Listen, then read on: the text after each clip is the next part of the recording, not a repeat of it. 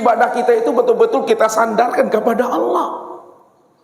Sebab kalau kita beribadah bukan karena Allahnya, karena surganya, karena pahalanya, karena hikmahnya, maka surga, pahala, hikmah dan fadilah itulah yang menjadi sembahan kita, yang menjadi Tuhan kita. Sementara Allah hanyalah sebagai wasilah saja bagi kita untuk mendapatkan itu semua.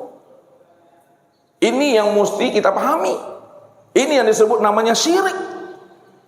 La in asrakta la yahbatanna amaluka wa la takunanna minal khasirin. Jikalaulah kamu berbuat syirik dari setiap ibadah yang kamu lakukan, la yahbatanna amaluka, maka aku batalkan seluruh amalmu, wa la takunanna minal khasirin, kamu termasuk orang rugi dan celaka. Ini yang Ustaz bilang tadi, takicu dan tarang. Kita mengira dan menyangka kita telah beramal, padahal kita belum melakukan amal soleh dalam pandangan dan pengakuan Tuhan. Rupanya ikhlas itu, Bapak Ibu, kesimpulannya, ikhlas itu tidak lagi terpandang dan tertilik akan rasa keakuan diri kita ini yang beramal. Kalau masih nampak keakuan diri kita yang merasa diri kita beramal, wujudu kazanbun, adanya keakuan dirimu itu adalah dosa. Itu yang dikatakan namanya najis batin. Najis batin itu tidak pernah bisa dibersihkan dengan air sumur, air yang di masjid nih. Tidak bisa dibersihkan dengan 7 samudra, 7 lautan. Tidak bisa Bapak Ibu. Tapi kalau najis zahir bisa dibersihkan dengan air sumur, tapi najis batin nggak pernah bisa. Lalu bagaimana cara membersihkannya? Faktulu anfusakum zalikum khairul lakum inda bariikum fataba alaikum. Bunuh dirimu. Itulah sebaik-baiknya cara membersihkan najis batin itu. Itulah taubat yang terima. Apa maksudnya bunuh diri? Bunuh keakuan dirimu yang merasa dirimu itu yang wujud, itu ya bunuh. Matikan rasa keakuan dirimu yang merasa dirimu yang melihat itu. Kalau sudah kita bunuh akan keakuan diri kita yang merasa diri yang wujud, merasa diri kita yang melihat dan mendengar, berkata, mengetahui, berkuasa dan hidup, disitulah diri kita itu betul-betul terlepas daripada junub batin. Makanya Allah katakan apa? Innal abdi iza ahbabtuhu qataltuhu fa iza qataltu wa nadiyatahu. Sesungguhnya hambaku, apabila dia telah aku cintai, aku jadikan dia menjadi waliku, aku angkat dia menjadi kekasihku, maka aku bunuh dirinya. Apabila telah aku bunuh dirinya, maka aku pengganti daripada dirinya. Maka kesempurnaan mati adalah hidup. Kesempurnaan tiada itu adalah wujud. Kesempurnaan buta adalah melihat. Kesempurnaan tuli adalah mendengar. Kesempurnaan bisu itu adalah berkata. Kesempurnaan bodoh mengetahui. Kesempurnaan lemah dan papa adalah kudrat dan iradat. Siapa sebenarnya yang hidup? Siapa sebenarnya wujud? Yang sebenar wujud dan hidup itu tiada lain adalah Allah Subhanahu wa taala. Disitulah Allah mengatakan, wa ani'buduni hadza siratal mustaqim. Akulah yang menyembah dan memuji akan diriku sendiri. Kif ya Muhammad ana rabbaka usolli. Berhentilah engkau yang merasa diri engkau yang solat ya Muhammad, yang merasa diri engkau yang berdiri ruku dan sujud. Ana rabbaka usolli. Akulah Rabbmu yang solat itu. Inilah mesti kita pahami, yang tidak boleh kita ingkari Bapak Ibu. Namun kaji ini tidak cukup sebatas di sini Bapak Ibu. Tak bisa kita memahami kaji itu dengan waktu yang 30 menit ini. Ustaz takut nanti salah Bapak Ibu memahami pemahamannya. Makanya tidak Ustaz dalami maknanya karena waktu kita terbatas. Dan yang terakhir, ibadah yang beramal soleh itu, yang terakhir, kerjakanlah ibadah itu betul-betul sesuai dengan Al-Quran dan Sunnah. Nabi katakan apa? Man amila amalan laisa min amrina fahuwa raddun. Barang siapa yang beramal, yang beribadah tidak sesuai dengan tuntunan aku, maka amal ibadahnya itu adalah tertolak. Kesimpulannya Bapak Ibu, syarat ini adalah memberikan pemahaman kepada kita. Kalau kita ingin melakukan suatu amal yang diterima oleh Allah, amal yang soleh, maka hendaklah jalan pertamanya kenali Allah, ikhlas, dan hendaklah sesuai dengan syariatnya yang telah diajarkan oleh Allah dan Rasulnya kepada kita ini. Mungkin itu saja Bapak Ibu. Kalau ada waktu kita mau bertanya satu orang sebelum ditutup, silakan Pak. Assalamualaikum Buya. Waalaikumsalam. Saya akui kalau melihat penjelasan Buya tadi tentang amal soleh dengan syarat-syarat yang diberikan, berarti amal saya tertolak karena saya tidak memenuhi syarat itu akibat kekurangan ilmu. Tapi yang menguatkan saya selama ini adalah hadis yang mengatakan bahwa setiap kita mau berbuat baik, niat saja itu sudah dihitung satu pahala kebaikan.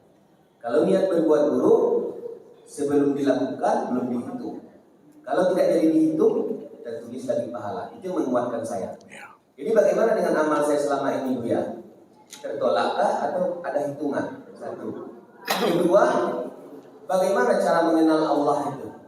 Saya terus terang, kalau analogi yang Buya sampaikan tadi, Pak Budi saya tak kenal, tak pernah ketemu, itu sahabat Buya. Tapi istri anak saya kenal. Ketika saya kenal walaupun dia jauh, saya bisa menghadirkan wujudnya, bentuk dan rupanya. Tapi kalau Allah, rupa apa yang harus saya hadirkan? Mohon penjelasan Buya. Terima kasih. Assalamualaikum warahmatullahi wabarakatuh.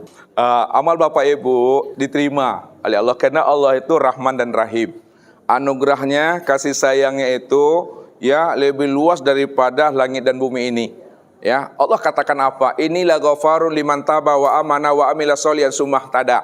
Aku ni Allah zat yang maha pengampun bagi orang-orang yang merujuk dan kembali kepada aku. Jikalaulah dosanya itu sepenuh langit dan bumi, sebesar bukit dan gunung, maka anugerah aku, ampunan aku itu lebih besar daripada langit dan bumi, lebih besar lagi daripada gunung itu. Itu maknanya. Ketika kita telah muncul kesadaran untuk mengenal akan Tuhan itu, ya, pada saat itu kita ingin rujuk untuk berjumpa dan liqo dengan dirinya. Maka ketika itu Allah terima taubat kita, Allah ampuni akan dosa-dosa kita. Kemudian kita betul-betul ingin menemui akan dirinya sebelum habisnya usia umur ini. Sumahtada. Lalu kamu beriman dan beramal soleh dan istiqomah kamu dalam iman dan amal soleh itu. Pasti aku terima taubatmu, aku ampuni segala dosamu. Ini maknanya Bapak Ibu. Mengimani Allah itu bukan hanya sebatas melaksanakan perintahnya, bukan hanya sebatas menjauhi larang-larangannya, tapi mengimani Allah yang kita imani selama ini sebagai Tuhan kita, betul-betul mesti sampai kepada musyahadah seperti yang disampaikan oleh Rasul. Jadi tidak hanya iqrarun bilisan, tidak hanya sebatas tasdiqu bil qalbi, dan tidak hanya sebatas wal amalu bil arkan, tapi betul-betul sampai pada puncak musyahadah. Inilah surah Al-Hijr ayat 99 menjelaskan, itu pula lah baginda Rasul mengungkapkan anta'budallah ka'annaka tarahu fa illam takun tarahu fa innahu yaraka. Supaya apa? Ibadah kita itu betul-betul nikmat, betul-betul hadir ruhani dan jiwa kita itu bersama Allah. Contoh, ini lihat contoh. Ini AC. Ya, AC ini tentu ada anginnya, ada udaranya. Kalaulah boleh Ustaz bertanya sama beliau nih. Bisakah Bapak melihat udara dan angin AC itu? Tidak bisa. Tapi bisakah Bapak merasakan hadirnya AC, angin AC itu pada diri Bapak? Bagaimana rasanya? Nano-nano atau gimana? Dingin? Sejuk? Rasanya udara AC, walaupun Bapak Ibu tidak melihat udaranya, anginnya, tapi Bapak Ibu bisa merasakan hadirnya udara AC itu pada diri. Rasanya adalah dingin dan sejuk. Itu kalau rasa AC. Bagaimana kalau kita memahami akan kehadiran Allah itu pada diri kita? Ini makum raqabah. Walaupun Bapak Ibu tidak mampu menyaksikan dan memandang Allah itu, tapi bisakah Bapak Ibu merasakan hadirnya Allah itu pada diri Bapak Ibu? Bapak jawab lagi, siapa yang bisa coba? Bisa Pak? Coba. Ustaz mengantarkan. Belum. Ibu-ibu bisa? Bagaimana merasakannya? Saya setelah melakukan sesuatu yang baik, ada rasa ketenangan, ketentraman di hati. Ketentraman hati boleh. Tapi mesti memahami begini. Lihat, Ustaz antarkan. Walaupun kita tidak mampu melihat dan menyaksikan Allah pada maqam muraqabah ini, tapi Bapak Ibu mesti mampu merasakan hadirnya Allah itu pada diri. Untuk merasakan hadirnya Allah itu pada diri, itu yang disebut namanya dengan hayat. Hayat itu yang hidup pada diri Bapak Ibu, itu yang adalah ruh. Siapa ruh itu? Ruh itu adalah rahasia aku, kata Allah. Balil insanu ala nafsi basyirah. Aku yang melihat pada dirimu, aku yang hidup pada dirimu. Kalau tak ada hayat pada diri kita Bapak Ibu, bisakah kita ini bergerak? Nah, makanya pahami 7 sifat itu. Sama, basar, kalam, ilmu, kodrat, iradat, dan hayat. Ketika Bapak Ibu tidur, mata ini tertidur, telinga ini tertidur, siapa yang jago, siapa yang bangun di waktu tidur tuh coba? Yang terbangun, yang terjaga pada diri kita di saat kita tidur, itu yang si hayat tuh. Siapa hayat? Hayat itu adalah ruh. Siapa ruh? Ruh itulah rahasia aku. Wafi anfusikum apala tubsirun. Kenapa tidak kamu pahami bahwa aku ini telah menjadi rahasia dirimu? Apa kata Allah? Al insanu siri wa siri sifati wa sifati la ghairi. Ini hadis qudsi. Dirimu itu, insan itu adalah rahasiaku, rahasiaku itu adalah sifatku, sifatku itu tiada lain adalah aku, kata Allah. Wa ja'alu lahu min ibadi juz'an, bahwa dirimu itu bagian dari diriku. Ini memahaminya. Nah, jadi kuncinya memahami tentang rahasia mengenal Tuhan, 5 jalannya Bapak Ibu. Ustaz tak terangkan, cuma sebutkan aja kuncinya. Kunci mengenal Allah, pertama melalui nur, melalui nur Muhammad. Yang kedua, kunci untuk mengenal Allah, mematikan diri. Yang ketiga, kunci mengenal Allah, mengenali akan asal usul diri. Yang keempat, memfanakan diri. Dan yang kelima, mengenal akan sifat-sifat Allah.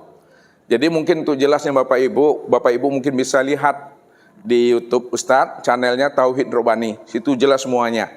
Jadi itu kuncinya Bapak Ibu, ya. Kalau kita ingin mengenal Allah, ya, dengan baik, kenalilah 5 sifat itu, lalu carilah pembimbing, carilah guru yang bisa menghantarkan kita untuk bisa usul kepadanya. Guru banyak, mursyid sulit mencarinya. Maka carilah al ulama warasatul anbiya. Ulama warasatul anbiya, dialah yang menghantarkan rohani kita untuk mampu bisa berlikuk dengan Allah Subhanahu wa taala.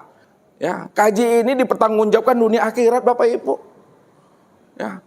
Jadi tidak hanya kita sebatas memahami kajian fikih, karena ilmu yang kita pelajari wajib 3. Ini penutup terakhir lagi. Yang pertama itu ya fikih. Fikih ini yang disebut namanya syariat. Yang kedua tasawuf. Tasawuf itu yang disebut namanya tarekat. Yang ketiga tauhid. Tauhid itu yang disebut namanya hakikat. Kalau sudah sempurna syariat fikih kita, tarekat tasawuf kita, dan hakikat tauhid kita, barulah kita sampai kepada ma'rifat. Ma'rifat ini yang menghantarkan kita kepada Allah. 3 ilmu ini yang dijelaskan oleh Rasul. Iman, Islam, dan ihsan. Iman itu tauhid tuh. Itu akidah. Dia bicara tentang ruh, keesaan Allah. Yang kedua, Islam. Islam itu yang fikih, itu yang syariat. Ya, itu yang ibadah tuh. Itu nyata pada batang tubuh. Kemudian adalah ihsan. Ihsan itu yang tasawuf. Pada diri kita itu yang qalbu. Makanya di dalam Al-Quran itu 3 cuma, walaupun Al-Quran 30 juz, isinya cuma 3. Akidah, ibadah, dan akhlak. Itu dia. Ibadah itu fikih. Akhlak itu tasawuf. Akidah itu namanya iman. Maka pelajari itu semua supaya ibadah kita itu betul-betul ada nikmatnya. Jadi orang yang sudah bermakrifat kepada Allah, nih terakhir, orang yang makrifat kepada Allah itu hakikatnya dia telah liqa, berjumpa. Hakikat orang yang liqa itu adalah musyahadah, menyaksikan. Hakikat musyahadah itu yang disebut namanya muwajjahah, bertatap wajah. Hakikat muwajjahah itu adalah fana. Hakikat fana itulah baqa itu. Sehingga ada di Bapak Ibu di situ yang berbuat itu. Mungkin itu saja Bapak Ibu yang dimuliakan Allah. Mudah-mudahan Allah berikan kita anugerah kemudahan dalam memahami ilmu ini, sehingga kita selalu istiqomah bergiat untuk beramal. Bagaimana amal kita itu betul-betul amal yang bermakrifat, amal yang diakui oleh Allah, bukan hanya amal yang diakui oleh diri kita ini. Kalau Allah sudah mengakui kita sebagai hambanya, 100% itu hamba Allah. Kalau kita baru mengatakan kita ini hamba Allah, itu ngaku-ngaku namanya. Ini saja, billahi taufik wal hidayah. Wassalamualaikum warahmatullahi wabarakatuh.